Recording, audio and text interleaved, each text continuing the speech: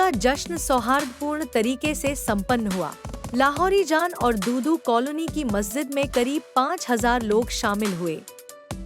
यातायात की गतिविधियों पर नजर रखने के लिए खटखटी से पुलिस को वहां तैनात किया गया है।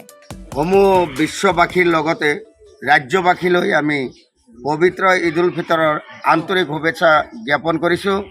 লগতে এই ঈদ উল ফিতৰৰ নামাজে সকলো ৰাইজলৈ শান্তি সমৃদ্ধি ভাতৃত্ববোধ কঢ়িয়াই আনক তাৰে কামনা কৰিছোঁ।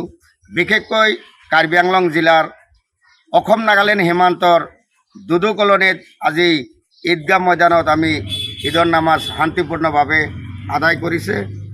তাৰ বাবে আমি আনন্দিত হৈছোঁ আৰু আমি সমূহ ৰাইজলৈ আকৌ জনাইছোঁ ঈদ মুবাৰক।